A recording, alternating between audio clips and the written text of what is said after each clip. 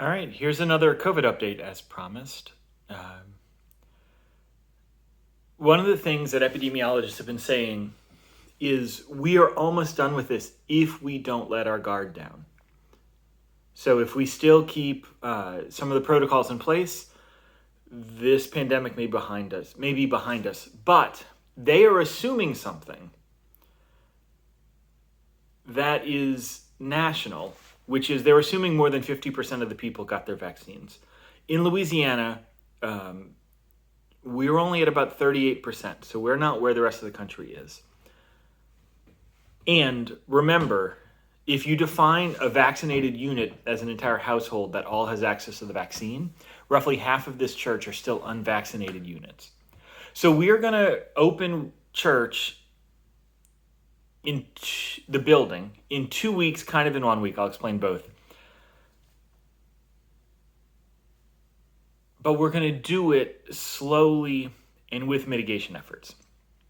So the first thing to remember is this today, if you're watching this live, is the last Sunday the building will be closed. Next week, we will still do online church just like you're used to. But from 5 to 8 o'clock, we will invite you to come to the building, go into the sanctuary, place a stone, offer a blessing to the sanctuary, to the church. Just be in the space before we start doing worship together. So that's June 6th from 5 to 8. Then June 13th, this is Pride Sunday, and we were intentional about picking that day, will be the first day we are doing in-person supplemental service. And by that, I mean we're still going to prioritize the online experience. So come to church, but the full experience is going to be the online experience until either the vaccinations are up, we've crossed some other threshold where the cases are reduced, or more people have access to the vaccine. But in the short term, we're going to still prioritize online to fit in the online service. So here's the details that you're going to need. One, there's a reservation system. We're going to cap the sanctuary at 75 participants. So that's that's a quarter size of the capacity of the sanctuary. We're going to ask you to RSVP. You can find that link on the website. We are going to have 2 services, but they're only going to be about 20 minutes long. The services are going to be at a different time to make space for the online service still. So the services are going to be at 9 o'clock and then at 11:30. That will give us the ability to air out the building some and give us space to make the online service happen. These are going to be 20 or 30-minute services. We're calling them bite-sized services. Because remember, the ways to reduce transmission, you have to wear masks. We're going to do that. You have to be distanced. We're going to have the chairs in places so that people aren't sitting too close to each other.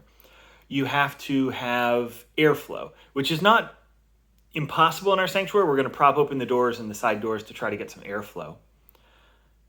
You have to reduce the number of people, which we're reducing, but 75 is a lot of people. Although apparently in Louisiana, you can have 300% capacity if you want, but neither here nor there. And the other 2 ways is to do it outside. We're not going to do it outside, so we've already lost on that metric. And the other one is you can reduce duration. So we're going to reduce duration. So the services will not have all of the stuff you come to expect from the services. They will in the future, at some future point when we are more vaccinated, further away from this pandemic. What it is likely the service will look like. You will wait outside. There will be ushers to check your temperature when you come in. You will be asked to give us contact information so that we can contact trace in case there's an outbreak in the church. We will do the prelude.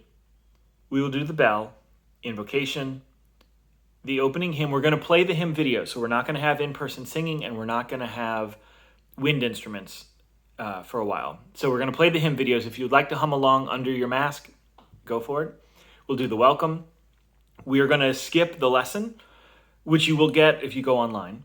Then we will have the stones and the chalice lighting and the doxology. So the stones, we're going to spread the stones out so you're not all reaching into the same box. no one touches the same stone. They sit in the chalice for a week, which is long enough to let any COVID that's on it, and we think it doesn't even come from touching. But the higher risk is when you stand in line for the stones. So we're going to ask you to stay 6 feet apart for standing in line for the stones.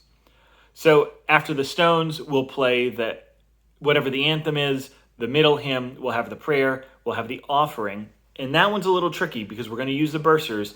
And the COVID safety team, and I agree with this, feel comfortable with the distance of sort of the arm's length to pass the bursars off. And then we'll have the benediction, closing hymn and benediction. So no sermon, no readings. Those will be on the online service.